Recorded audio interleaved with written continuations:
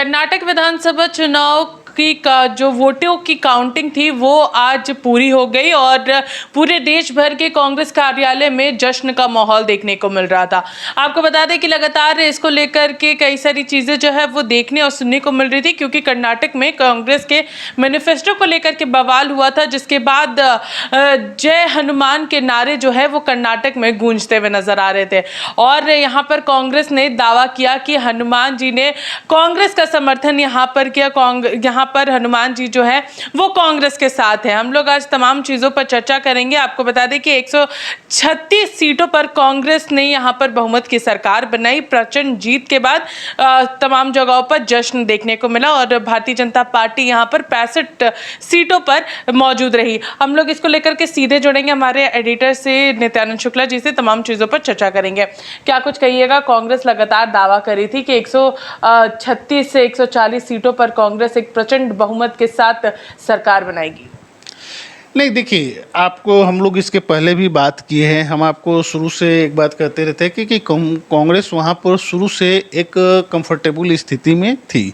इस चुनाव के हम बताएंगे क्या माने हैं।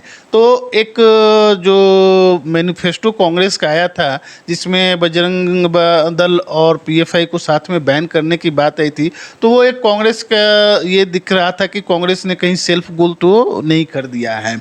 लेकिन कांग्रेस, जैसे मैं पहले के वहाँ से जो फीडबैक आ रहा था कि कांग्रेस को वहाँ पर एक एज था, वो बीजेपी से कहीं कंफर्टेबल स्थिति में थी। चूँकि वहाँ पर बीजेपी का आप देखिएगा कि मोदी एक फैक्टर है, लेकिन मोदी जो है, हम लोग झारखंड में हैं, आप 2019 के भी चुनाव में देखे हुईएगा कि कहीं ना कहीं लोगों को यहाँ के जो उस समय के वर्तमान मुख्यमंत्री रघुवर दास से थे, उनसे कहीं ना कहीं नाराज़गी थी, जो वोटों में दिखता हुआ नजर आया था।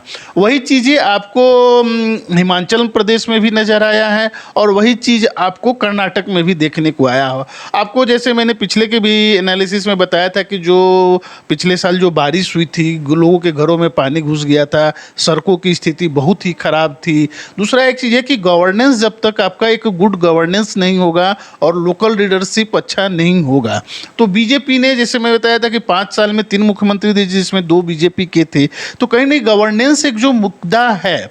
दूसरा एक ये कि कांग्रेस ने जो 5 मुद्दे अपने मैनिफेस्टो में लेकर आए थे, जिसमें एक गैस सिलेंडर की 5 गैस सिलेंडर वो 400 रुपये में उपलब्ध कराएंगे। तो ये कहीं ना कहीं एक चीज़ जान लीजिए कि लोगों को महंगाई एक इशू होता है। और ये राज्य चुनाव में, राज्य कुछ चुनाव में आप चाहिएगा कि जो केंद्र का फॉर्मूला होता है उसी चुनाव पर आप लड़ ले। तो कांग्रेस इस बार एक चीज़ देखिएगा कि बीजेपी कांग्रेस चुनाव को मोड़ने की बहुत कोशिश की, लेकिन कांग्रेस उसका जवाब बहुत अच्छे ढंग से की। जैसे बजरंगबली को मोदी और बीजेपी के लोग लेकर आए, तो उसका उन्होंने डी शिव कुमार जो उनके कांग्रेस के अध्यक्ष है कर्नाटक के, उन्होंने कहा कि हम हर जिलों में हनुमान जी का मंदिर बनवाएंगे। खड़गे जी जो वहाँ से आते हैं, दलित चेहरा भी हैं, उन्होंने कहा हमने 80 हनुमान मंदिर बनाया है। तो उन्होंने जो है हनुमान जी का विरोध नहीं कर आप देखिएगा, यही चीज़ जो है हनुमान वाली बात, हनुमान जी की जो बात आई थी, आपको दिल्ली चुनाव में भी केजरीवाल जाकर हनुमान मंदिर में पूजा किए थे, टीका लगाए थे। आप देखिएगा गुजरात चुनाव के पहले गणेश लक्ष्मी जी की फोटो रुपये पर की जाए, केजरीवाल लाए थे और गुजरात में 13% वोट भी लाए थे। तो बीजेपी का जो एक हिंदुत्व का एजेंडा है, उस पर लोग सॉफ्ट हिंदुत्व का तड़का जब लगा देते हैं, तो उस पर कहीं ना कहीं उन पार्टियों को एक फायदा होता है। दूसरा एक चीज़ ये है कि आप जो अभी डाटा आया है उसके हिसाब से लगभग 82% मुस्लिम वोट जो है वो कांग्रेस को गया है। जेडीएस जो मुस्लिम वोट लेती थी, अब जेडीएस जो पिछले बार 37 सीट पर थी, वो घटकर 19 पर आ गई है। और कांग्रेस का जो खुद का पिछले बार 38% वोट परसेंट था, वो बढ़कर 42 या 43% पर चला गया है। तो बीजेपी जो पिछली बार 36% वोट लेकर सबसे बड़ी पार्टी आई थी, हालांकि पिछले भी चुनाव में सबसे ज़्यादा वोट शेयर जो था कांग्रेस का ही था, 38% था और बीजेपी का 36% था। तो बीजेपी का 36% 2018 के विधानसभा में भी था और 2023 के भी विधानसभा में। लेकिन कांग्रेस का जो वोट शेयर है वो 38 से जंप कर 43 पर पहुंच गया है। तो बीजेपी और कांग्रेस में इस बार जो डिफरेंसेज है 7% का, और 7% का डिफरेंस होना काफ़ी बड़ा डिफरेंस माना जाता है और इसका फायदा कांग्रेस को सीटों में देखने को मिला है।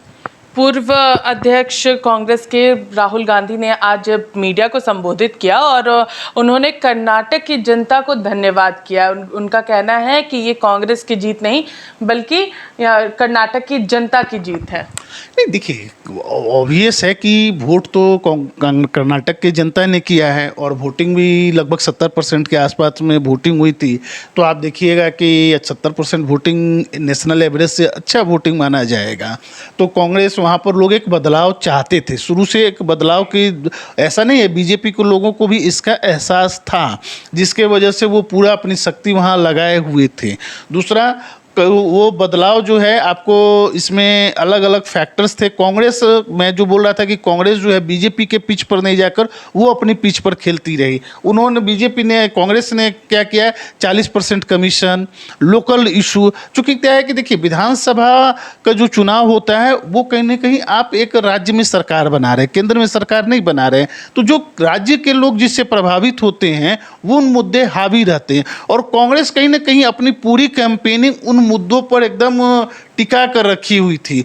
आपको अमित शाह हो या नरेंद्र मोदी हो, ये लोग जो जाते थे, ये लोग मुस्लिम आरक्षण हो, बजरंगबली हो, इन सब इश्यूज पर बात करते थे, लेकिन जो लोकल इशू होते थे वो कहीं ना कहीं इनके से उस तरह से प्रभावी ढंग से ये नहीं एड्रेस कर पाते थे। लेकिन कांग्रेस लोकल इश्यूज पर एकदम फोकस्ड रही, जिसका फायदा कांग्रेस को इस चुनाव में देखने को मिला है।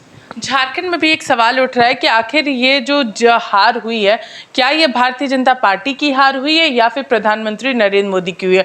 इस सवाल को लेकर के कई सारी बातें जो है वो सामने आ रही हैं। देखिए, स्टार कैंपेनर कांग्रेस तो कर रही है कि चूंकि नरेंद्र मोदी डबल इंजन की सरकार की यहाँ मांग कर रहे थे, ये नरेंद्र मोदी की हार है। लेकिन देखिए, मैं एक चीज़ बताता हूँ कि केंद्र की हार जब 2024 में जब नरेंद्र मोदी को केंद्र के सत्ता से बाहर कर दिया जाएगा, तब वो उनकी हार एक्चुअल होगी।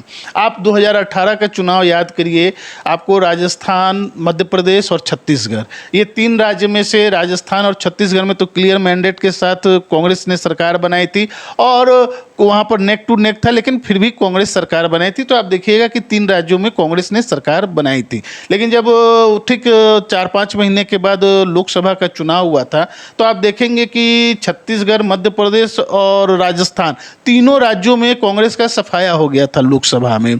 तो क्या होता है कि अब बहुत जगह आप जैसे देखिएगा कि लोकसभा चुनाव के साथ साथ आपको उड़ीसा का भी चुनाव हुआ था। तो उड़ीसा चुनाव में 20 सीटों में बीजेपी को 8 सीटें आई थी, लेकिन विधानसभा के चुनाव में नवीन पटनायक, बीजेपी को एक अच्छा बहुमत मिला था। तो ये हम नहीं कह सकते हैं कि चूंकि विधानसभा जो आप इवन बंगाल में देखिएगा तो वहाँ पर 40-41 सीटों में से बीजेपी को 18 सीटें आई थी, लेकिन उतनी सीटें आपको विधानसभा में कन्वर्ट नहीं हुई थी। तो एग्जैक्ट ये कहना कि ये मोदी के खिलाफ है, ये थोड़ी जल्दबाजी होगी, क्योंकि लोग जो हैं वहाँ पर लोकल गवर्नमेंट से परेशान थे, ये एक सच्चाई है, और उनको लोकल गवर्नमेंट को बदलना था और उन्होंने बदल दिया है और एक मेजोरिटी दिया है ऐसी सरकार को कि आप आकर हमारे विकास और हमारे एजेंडे पर काम करिए। 2024 को लेकर के भी कई सारी बातें हैं आ रही हैं कि जो ये कर्नाटक का चुनाव हुआ है, ये कहीं ना कहीं 2024 के लोकसभा के लिए भी एक बड़ा जनादेश जो है वो बहुत जल्द हम लोग को 2024 के चुनाव में देखने को मिलेगा। देखिए, एक चीज़ तो मैं आपको बता देता हूं कि कांग्रेस अभी तक अपने दम पर 2 राज्यों में थी, राजस्थान में और छत्तीसगढ़ में। उसके बाद उनके एक हिमाचल में जीत हुई, हिमाचल छोटा राज्य है। लेकिन आप देखिएगा तो 2018 के बाद अब कांग्रेस के हाथ में बड़ा निराशा ही लग रही थी, एक बाद एक वो राज्य हार ही रहे थे। तो कर्नाटक एक बड़ा राज्य है और उसके पहले राहुल गांधी पर भी बहुत सारे प्रश्न चिन्ह लग रहे थे, और कांग्रेस में ये जो जीत है तो ये कहीं ना कहीं कांग्रेस के लिए एक संजीवनी बूटी का काम करेगी कि कांग्रेस को रिवाइव होने के लिए, कार्यकर्ताओं में एक नया जोश उमंग भरने में ये जो कर्नाटक का चुनाव है ये काफ़ी हद तक एक सफल होगा, और इससे कांग्रेस को 2024 में चुनाव लड़ने के लिए एक काफ़ी अंदर से जो एक स्ट्रेंथ होता है वो दिखेगा कि नहीं, हम एकदम मतलब हमें लोगों, जनता ने नकार नहीं। आज कम से कम 2 स्टेट से 4 स्टेट में तो उनकी सत्ता आ गई है।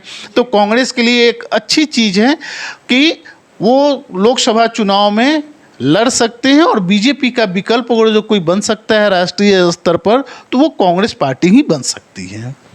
तो अब कांग्रेस जो है वो 4 राज्यों में इंडिपेंडेंट सरकार बना रही है। आपको बता दें कि अब राजस्थान, हिमाचल और छत्तीसगढ़ के बाद कर्नाटक में भी कांग्रेस की इंडिपेंडेंट सरकार जो है वो देखने को मिल रही है। और 2024 को लेकर के कांग्रेस लगातार ये कहती हुई भी नजर आ रही है कि अब 2024 में जो लोकसभा चुनाव होंगे उसमें जो जनता है वो कांग्रेस का समर्थन करेगी। जनादेश जो है वो उनके लिए जरूर होगा। इसको लेकर के तमाम बातें सामने आ रही हैं। फिलहाल मेरे साथ इतना ही, तब तक के लिए देखते रहिए रिपोर्टर पोस्ट। मैं पूजा, नमस्कार।